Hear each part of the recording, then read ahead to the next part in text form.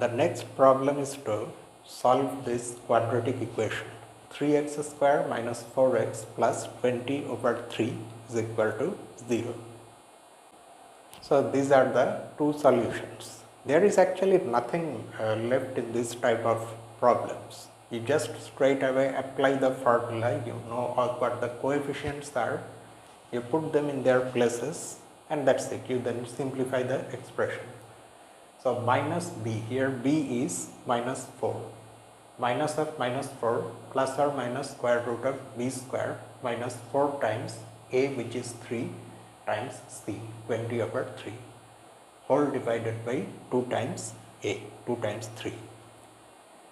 So this becomes 4 and this is 16 minus 4 square. After cancelling these two 3's, you have 4 times 20, which is 80. And 16 minus 80 is minus 64, from which you can take 8 outside because 64 is 8 square, and you will be left with square root of minus 1, which becomes I. And then after cancelling 2 from the numerator and denominator, these are your two solutions, two roots. 2 plus 4i divided by 3 and 2 minus 4i divided by 3. There is no point lingering any longer on these things. There are 3 other problems, I think, after this, which are also about solving quadratic equations. So I'm going to leave them to you, and we will move on to other problems. So these are the next 3 quadratic equations, and you have to solve them. The first one is x square minus 2x plus 3 over 2 equals 0. The second one is 27x square minus 10x plus 1 equals 0. And the third one is 21x square minus 28x plus 10 equals 0. So you solve them yourself. We are next going to see number 10.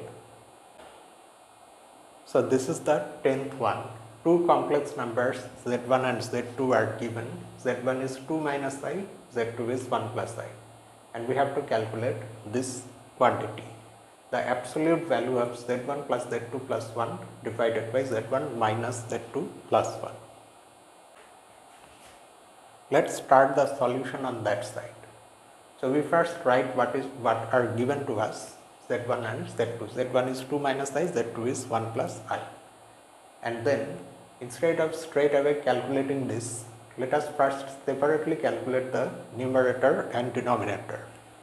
The numerator is going to be 2 minus I plus 1 plus I plus 1.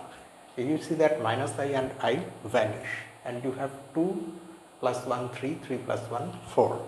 So the numerator actually is a real number, is the real number 4. And what about the denominator? z1 minus z2 plus 1. This time we have 2 here because minus 1 and plus 1 cancel out.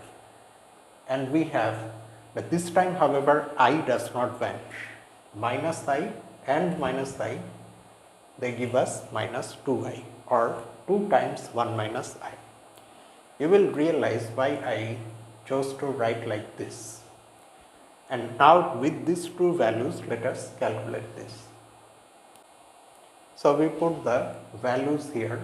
The numerator is 4 and the denominator is 2 times 1 minus I. So you can then cancel 2, and that's why I wrote it like this, and have this 2 divided by 1 minus I.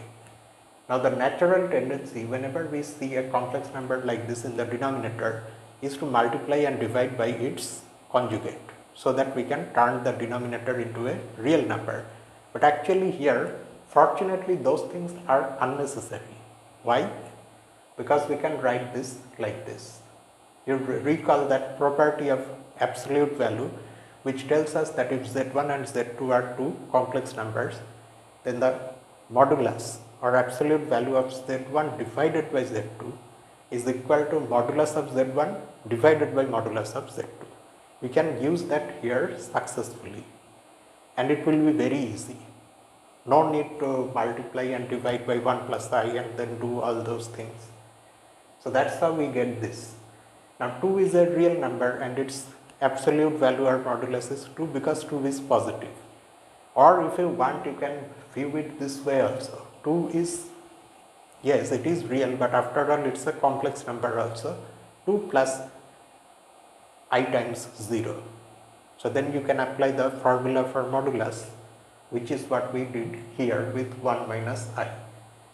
Square root of the sum of the squares of real and imaginary parts. The real part here is 1 and the imaginary part is minus 1. So you are going to get square root of 2 in the denominator, and then after a further cancellation, because you can write the numerator as root 2 times root 2, this is what you finally get. And that's why you see, there is, although there is no need to do that calculation here, multiply and divide by 1 plus I, but I am almost sure that this is how things are supposed to be done, making them unnecessarily long.